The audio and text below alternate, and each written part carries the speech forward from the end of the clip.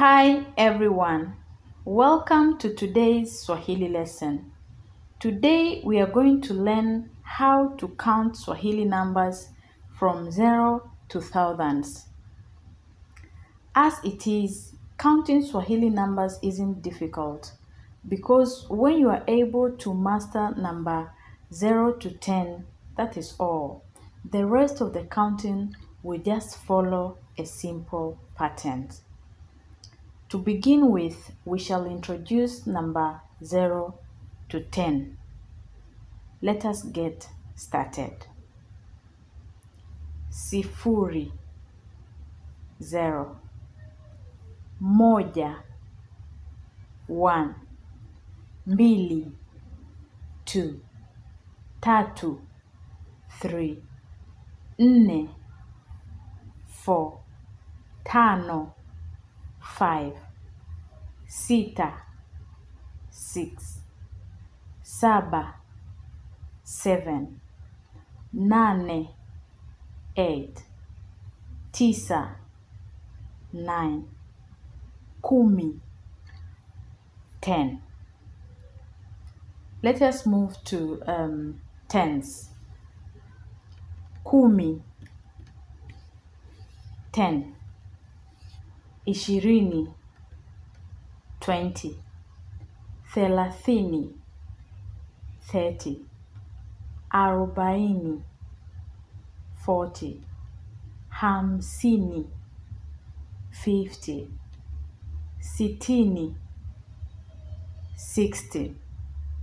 Sabini, 70. Themanini, 80. Tisini, 90. Note that when a 10 is followed by a unit, the unit is introduced by the word na, which means end. Look at the following examples. Ishirini na moja, 21. Thelathini na nne, 34. Sitini na tano, 65. Sabini na nane, 78. Tisini na tisa, 99. And of course, all the tens will follow the same patterns. Let's continue to hundreds. Mia, or you can say mia moja, 100. Mia mbili, 200. Mia tatu, 300. Mia nne, 400. Mia tano, 500. Mia sita, 600. Mia saba, 700. Mia nane, 800. Mia tisa, 900. So when 100 is followed by tens and units, we use the word na, which means end, but only once between the last two numbers. Okay, look at the following examples. Mia moja na moja, 101. Mia moja kumi na moja, 111. Mia mbili sitini na tano, 265. Mia tatu kumi na nane, 318. Mia tatu ishirini na nane, 328. Okay, let's now let us move to thousands. Elfu moja, or you can say elf, 1,000. Elfu mbili, 2,000.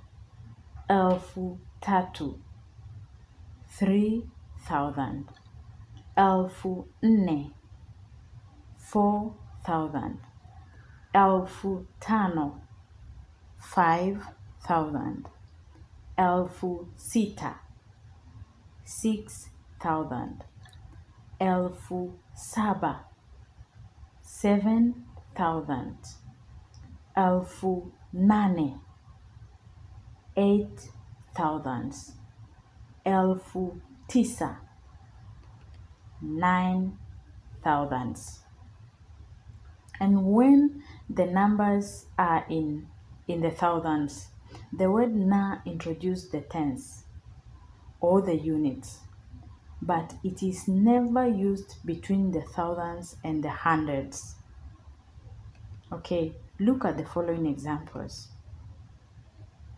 1653,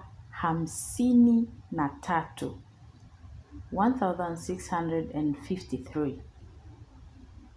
1735, 1735.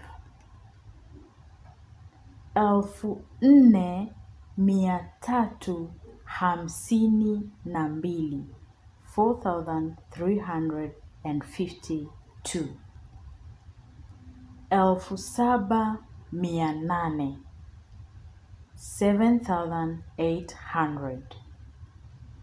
8903, 8903.